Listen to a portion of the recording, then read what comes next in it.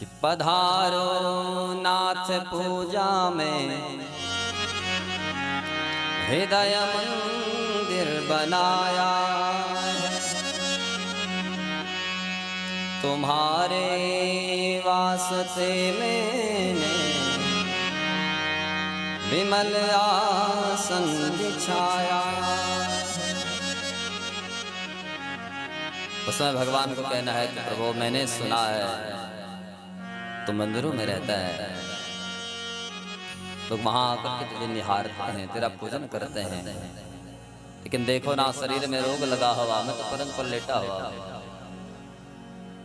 वहां आ भी तो नहीं सकता, चल भी नहीं सकता। तो कहा प्रभु मैंने अपने हृदय को आपका मंदिर माना है, और मैंने सुना है तो भक्तों के हृदय में भी रहता है, तो क्या आप मेरे हृदय में नहीं आओगे? एक बार मेरे इस हृदय में आकर के देखो तो सही। तुम्हारे वास्ते मैंने विमल आसन बिछाया।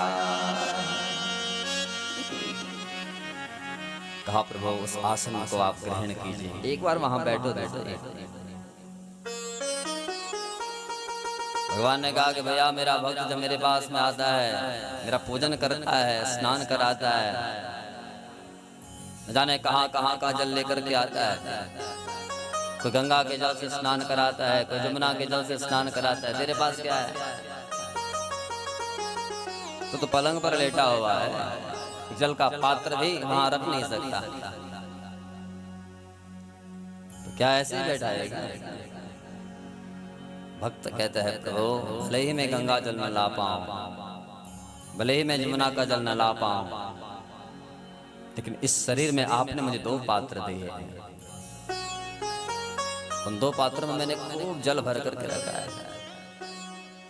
भगवान ने कहा वो पात्र कौन से हैं? भक्त का भाव है।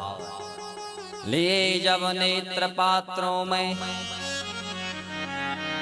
लिए जब नेत्र पात्रों में, खड़ी पद पंकज धोने को, पहन लो प्रेम का गजरा, बहुत रुचिकर बनाया है। प्रभु आपने मुझे जो नयन रूपी पात्र हैं, जो 2 आंखें हैं, ये दिए हैं, इनमें मैंने खूब जल भर करके रखा है, और जब आप आओगे ना उस समय वो प्रेमास उनसे मैं आपको खूब नहलाऊंगा अथवा नहलाऊंगी। लोग आपको खूब पुष्पों का हार पहनाते हैं, मैंने प्रेम रूपी पुष्पों के गजरे बनाए हैं, और जब आप आओगे उन गजरों से आपको खूब सजाऊंगा।